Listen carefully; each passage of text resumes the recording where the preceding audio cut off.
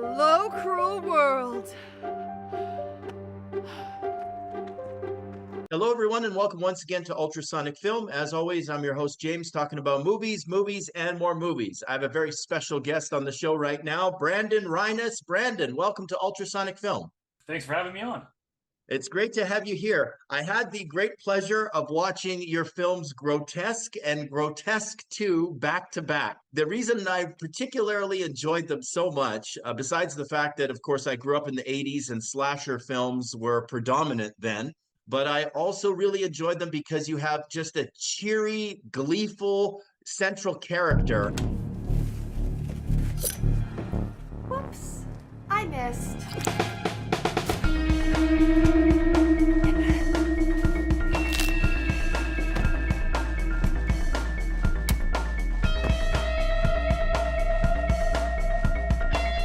There is just no pleasing some people. You know, I never forgave you for all that shit you did to me back in school. Yeah? What are you gonna do about it? I don't know. I'll just make it up as I go.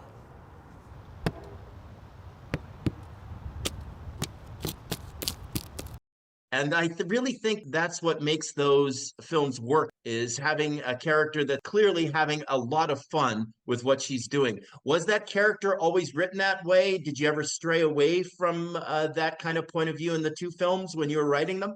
Yeah, we call Mildred a lovable psychopath. I think that's, she's just so darn cute, but she just definitely has a bad side. And actually, no, we did not intend it to be that way. When I came up with the concept, it was supposed to be serious, like a very serious slasher movie. Mildred was supposed to be like a middle-aged woman who was concerned that, I'm aging, and she's jealous of all the younger, prettier girls, basically. So she goes to have plastic surgery and it gets botched. So she goes around killing. It's a similar storyline, but it was very serious. And then after working with Elizabeth Chamberlain, and we kind of started working together and realized how great of an actor she is, I was like, you know what, I want Elizabeth to play Mildred, but all of a sudden that story doesn't make sense anymore.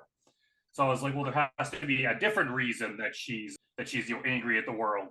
So I was like, oh, what if she has some kind of deformity, like a big nose or something, and that's what leads her to get plastic surgery. And of course, then that became a comically large nose, and we just exaggerated everything. And the whole thing turned into like about as much comedy as it is horror. Certainly. And Higher Universe, when did you first start the company? You are the writer and creator of Higher Universe.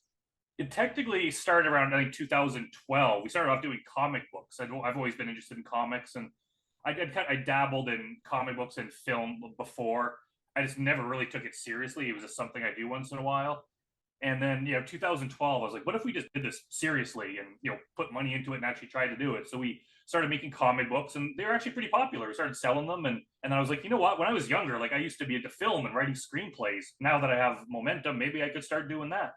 So I started writing screenplays again. And next thing I started like optioning them and selling them. And I was like, oh, damn, this is starting to happen. And I was like, what if I took it a step further and started making things? And right when that happened, I got laid off from my day job. I think it was like 2015. And I was like, oh, crap, this is like kind of a crossroads. It's like, do I go back and find another job I hate to make a living? Or do I just dive into this extremely difficult medium to make a living in? And I was like, you know what? Like, I think I had enough unemployment insurance to last like for 6 months. I was like, okay, I got 6 months to kind of make it happen. I could always get another job. I'll just take it a month at a time and just keep doing it, see if I can make it happen. And here we are 10 years later, and I'm still taking it a month at a time. I'm, I'm working in indie film, and I'm always, we're always on the brink of bankruptcy, but it's like we just somehow find a way to make one more thing. I survived for one more month, and we just kind of kept this ball rolling. And now when we look back, it's like, holy cow, look at all these things we've made. We've made like popular indie movies that have sequels to them and stuff. And yeah, it started with making comic books and then grew from there. Good for you for following your dream there, Brandon. I think that's just terrific. Grotesque and Grotesque 2 are energetic dark comedies with lots of cheesy gore, and you seem to really revel in the close-ups of the cheesy gore effects. I'm of the opinion, like, I would rather see a crappy practical effect than a good CGI effect, right? It's just awesome. Good to hear. Especially with slasher films, it's like, it's part of the charm, right? And we did the best with what we could. Some of them worked, some of them didn't, but it's like, whatever, it's funny. And even the bad ones, no one's ever criticized it. Like sometimes people criticize other stuff about the movies. They've never criticized the bad effects. I think it's like, at least they tried, and at least it's not crappy CGI, right? And then some of them are funny. Sometimes they get a laugh because of just how bad they are. But then some of them, it's like, holy crap, that turned out like good. Like the guy getting his head drilled. Because some of them, it's like, wow, that actually looks pretty decent. Yeah. If you ignore the fact that it's a styrofoam head. But yeah, I think that's part of the charm. I don't know who you think you are, but Camp Holy Springs is my territory. Only I ring the bell. Well, there's a new boss in town.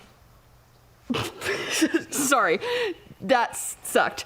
I got a better one. Well, I'm in charge now. Yeah, actually, that sucked too. Damn it. Ah, fuck it.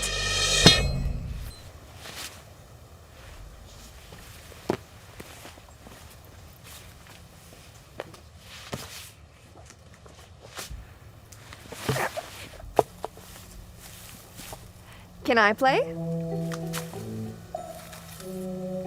Go long.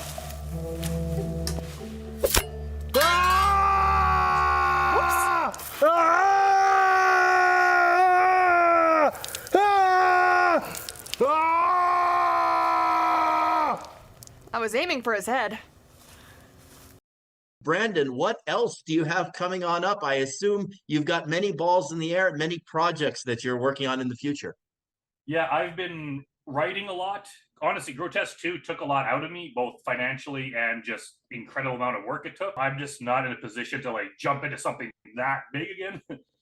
I'm writing a script for Grotesque 3. Whether or when it'll happen is still maybe 1 year, maybe 50 years. I don't. It's maybe never. I don't know. It's hard to say. But I'm like, you know what? I owe it to people to write it. Because if you've seen the end of Grotesque 2, something happens that basically leads to it's like we have to have a sequel. It can't end like that. Right. And besides the YouTube channel and the Facebook page, you can check out some of your work on Tubi as well. Are there other avenues that you can catch some of Higher Universe's work? Yeah, Tubi's kind of the main one. You can check out Amazon. I'm Haunted. The I'm Haunted movies and my found footage stuff is on Found TV. If you just Google them, you can find them. There's a new streamer called Reveal, Reveel. They have a bunch of pretty much all my short films, all my movies are available on there. If you just Google me or Google the name of my movies, I think the first Grotesque is on something like 30 different streaming platforms. Like it's on Apple TV and like Roku and all these other ones that I kind of lose track of where it is. You can also just watch them on the Higher Universe channel too, which is probably the easiest way to track them down. So if you look for them, you'll find them easily enough. Sounds great. Brandon Rhiness, a writer, creator of Higher Universe. I want to thank you very, very much for joining me here on Ultrasonic Film. I really do appreciate it. Yeah, thanks for having me on. It's great.